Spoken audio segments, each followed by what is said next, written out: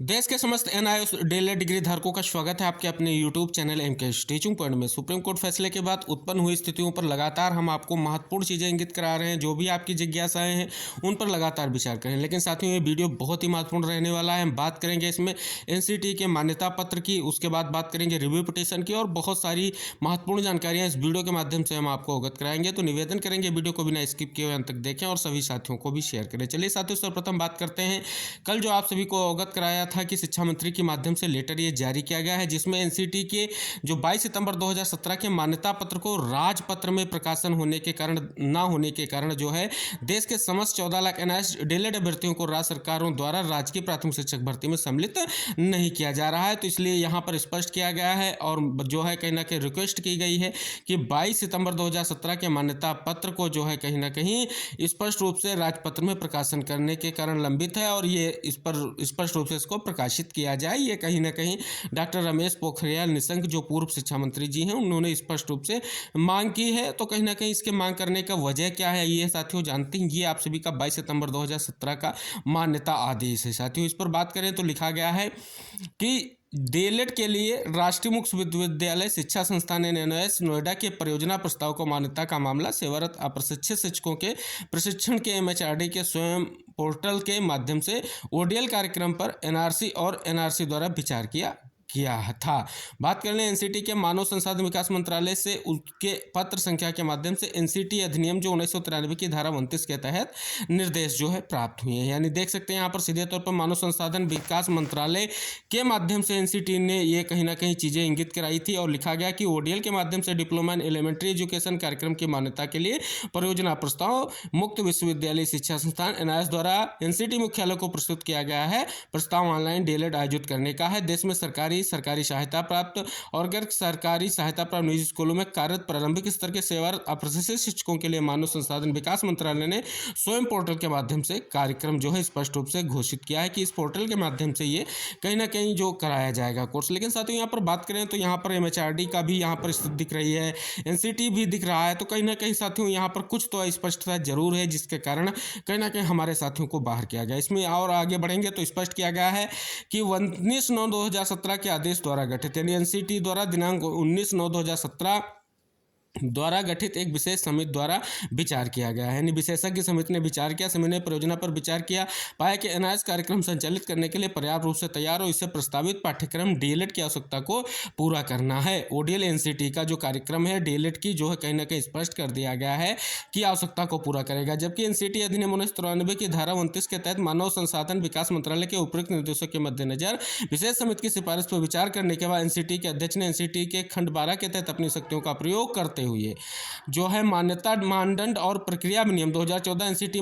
जो है मुख्यालय के पत्र संख्या एनसीटी जो आपने जारी किया गया है 21/9/2017 और जो 22/9/2017 के माध्यम से एनसीटी के निम्नलिखित प्रावधानों में छूट दी गई या सुनिश्चित करने के लिए कि विनियम 14 की आरटीए अधिनियम 2009 में संशोधन को लागू करने के लिए एमएचआरडी के निर्देश विधिवत पूरा करना है। साथियों, बात करें एनसीटी ने एप्लीकेशन पोर्टल पर आवेदन जमा करने के लिए जो संबंधित कोई प्रावधान यानी द्वितीय कार्यक्रम के संबंधित प्रावधान ताकि इसे 2 साल की बजाय 18 महीने तक कम किया जा सके और 6 महीने की इंटर्नशिप की आवश्यकता को 18 महीने की अवधि के भीतर समाहित किया जा सके। देख सकते हैं साथियों, ये 2 साल की बात स्पष्ट यहाँ पर लिखी भी गई है। और तीसरा पॉइंट, डीएलएड में प्रवेश के लिए न्यूनतम पात्रता की आवश्यकता कार्यक्रम यानी कक्षा 12 में 60% अंक, इस सीमा तक जो लोग इस आवश्यकता को पूरा नहीं करते उन्हें अनुमति दी जाएगी कार्यक्रम में अंतिम प्रवेश लेने के लिए, बशर्ते पहले 50% अंक प्राप्त कर लें। और डीएलएड का समापन का कार्यक्रम चतुर्थ जो था उसमें एनआईएस को एमएचआरडी ने स्वयं पोर्टल के माध्यम से कार्यक्रम संचालित करने में सक्षम बनाने के लिए विनियमों के प्रावधान किए थे। यानी साथियों, यहाँ पर बात करें तो आपको स्पष्ट रूप से यहाँ पर सम्मिलित होने के लिए आपको कक्षा 12 में 50% अंकों की आवश्यकता थी और दूसरी तरफ इंटर्नशिप की जो आवश्यकता को समाहित किया गया था 18 महीने के अंतर्गत जो 6 महीने की इंटर्नशिप होती, ये स्पष्ट रूप से यहाँ पर लिखा गया है। इसी में अगर साथियों बात करेंगे तो उक्त कार्यक्रम की 6 महीने की इंटर्नशिप से 2 वर्ष के बजाय 18 महीने होगी, ये स्पष्ट किया गया है। तो साथियों देख सकते हैं बार बार इस चीज़ को इंगित कराया गया है और स्पष्ट कर दिया गया है जो न्यूनतम जो इंटर्नशिप का कार्यक्रम इसी में सम्मानित किया गया है। विधि रूप से ये स्पष्ट रूप से जारी किया गया था साथियों। तो कहीं ना कहीं अब साथियों बात कर लें तो सबसे बड़ी बात आ रही है, ये पत्र भी निर्गत किया गया है। यानी मान्यता पत्र में स्पष्ट हो गया है कि 2 वर्ष का जो डिप्लोमा है यानी 24 माह का डिप्लोमा जो है 18 माह का किया गया, 6 माह यहाँ जो इंटर्नशिप के हैं इसी में समाहित किए गए हैं और स्पष्ट रूप से आप देख भी सकते हैं। साथियों बात करें अगर इस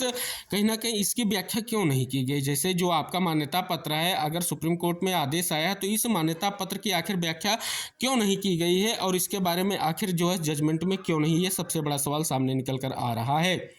तो साथियों रिव्यू पिटीशन में साथियों सबसे बड़ी जो बात है कहीं ना कहीं ये चीज़ें कहीं ना कहीं छूटी हैं। सुप्रीम कोर्ट का जो आदेश आया है उसमें इन चीज़ों पर कहीं ना कहीं ध्यान केंद्रित नहीं किया गया है। अगर साथियों बात करें या तो कहीं ना कहीं मिसलीडिंग हुई है अपनी तरफ से हुई है, यानी जो भी एडवोकेट है उनके माध्यम से इस चीज़ को इंगित नहीं कराया गया है, मान्यता वगैरह के बारे में चीज़ें इंगित नहीं की गई हैं। ये सारी चीज़ें ऐसी हैं जो कहीं ना कहीं तथ्यात्मक रूप से दिख रही हैं और अगर हो सकता है इस पर विचार भी किया गया हो, लेकिन इनके बारे में आर्डर में मेंशन नहीं किया गया। तो स्पष्ट होता है कि जो 24 माह का कोर्स था उसे 18 माह किया गया है, लेकिन उसको स्पष्ट रूप से परियोजना प्रस्ताव में ही किया गया है और स्पष्ट रूप से इन सर्विस टीचरों के लिए किया गया है। लेकिन साथियों बात करें तो इससे स्पष्ट यह नहीं होता है कि इन सर्विस टीचरों को बाद में किसी भी तरीके से अन्य भर्तियों में मौका नहीं दिया जाएगा। ये सबसे बड़ा सवाल है। तो साथियों यहाँ पर सबसे बड़ी जो अपडेट ये है कि आपको रिव्यू पिटीशन बहुत ही महत्वपूर्ण हो जा रही है और रिव्यू पिटीशन में हमारी एक ही मांग हो सकती है कि स्पष्ट रूप से जो एनसीटी को पार्टी बनाया जाए और साथ में आपके एनआईएस को पार्टी बनाया जाए। एनआईएस ने कोर्स करवाया है और एनसीटी ने इसके मानक तैयार किए हैं, आदेश किसने दिया है, एमएचआरडी मंत्रालय ने। तो हम कहीं ना कहीं स्पष्ट रूप से जवाब मांग सकते हैं कि जब इस परियोजना प्रस्ताव के लिए कहीं ना कहीं एक प्रस्ताव मंजूर हुआ था और वही संसद के माध्यम से आया था, तो क्यों इस पर विचार करके जो है इन अभ्यर्थियों को बाहर कर किया जा रहा है, ये सबसे बड़ा सवाल है। तो साथियों रिव्यू पिटीशन ही आपके लिए बहुत ही बेहतर रहेगी और बेहतर विकल्प ही रिव्यू पिटीशन है साथियों। और रिव्यू पिटीशन से ही स्पष्ट हो सकेगा जो आर्डर है वो कहीं ना कहीं बहुत ही महत्वपूर्ण और सुप्रीम कोर्ट का आदेश तुरंत लागू किया गया है, आप सभी देख सकते हैं केबीएस पीआरटी में। और साथियों बात करें तो अब अन्य भर्तियों में भी इसके लागू होने की पूर्ण संभावनाएं दिखाई दे रही हैं। तो हम आशा करेंगे, आप सभी साथियों से निवेदन करेंगे जो एनसीटी का मान्यता पत्र आप सभी लोग देख रहे हैं ये आप सभी लोग के लिए बहुत महत्वपूर्ण, इसे ही कहीं ना कहीं राजपत्र में जो है कहीं ना कहीं प्रकाशित कराने के लिए ये पत्र लिखा गया, ये आपको स्पष्ट हो गया होगा। तो साथियों यहाँ पर स्पष्ट हो रहा है कि मान्यता पत्र में तो चीज़ें इंगित की गई हैं, लेकिन आखिर कोर्ट के फैसले में इन चीज़ों पर विचार किया गया तो क्यों ऐसा फैसला है, ये सारी चीज़ें आपको दिख रही हैं। तो कहीं ना कहीं इस पर बहुत ज़रूरी है कि आप सभी लोग सावधानी पूर्वक और कहीं ना कहीं स्पष्ट रूप से रिव्यू पिटीशन पर कहीं ना कहीं विधिक राय लेने के साथ साथ ही आगे बढ़ें। और स्पष्ट रूप से जो हमारे टीम लीडर्स उनसे फिर से निवेदन करेंगे, स्पष्ट रूप से अगर रिव्यू पिटीशन जा रही है तो उसके लिए प्रयास करें और सही तथ्यों के साथ आप रिव्यू पिटीशन लेकर के जाएं, क्योंकि सुप्रीम कोर्ट तभी विचार करता है जब आपके तथ्य सही होंगे, वरना विचार करने की गुंजाइश नहीं बनती। आप सभी साथी स्पष्ट रूप से जान भी ले और ये बहुत ही महत्वपूर्ण है। तो साथियों इन सभी चीज़ों को देखते हुए रिव्यू पिटीशन की महत्ता बढ़ती दिख रही है, क्योंकि अब जो आदेश आया है ये आदेश पूरे देश में लागू हो जाएगा, इसमें कोई दो राय नहीं है। अगर आपको अपने लिए कुछ स्थितियां स्पष्ट करनी है, हमारे साथियों को सबसे पहले यही चीज़ करनी होगी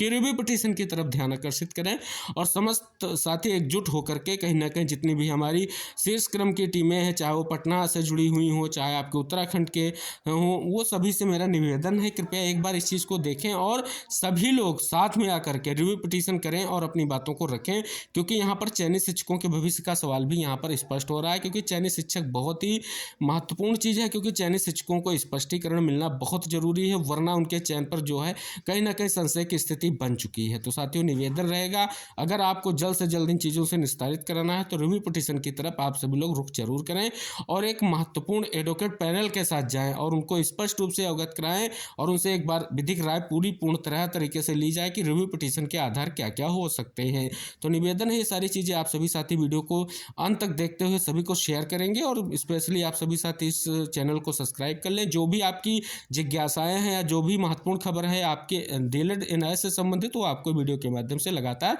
मिलती रहेगी। मिलते हैं अगली महत्वपूर्ण खबरों के साथ, तब तक के लिए जय हिंद, टेक केयर, बाय बाय साथियों।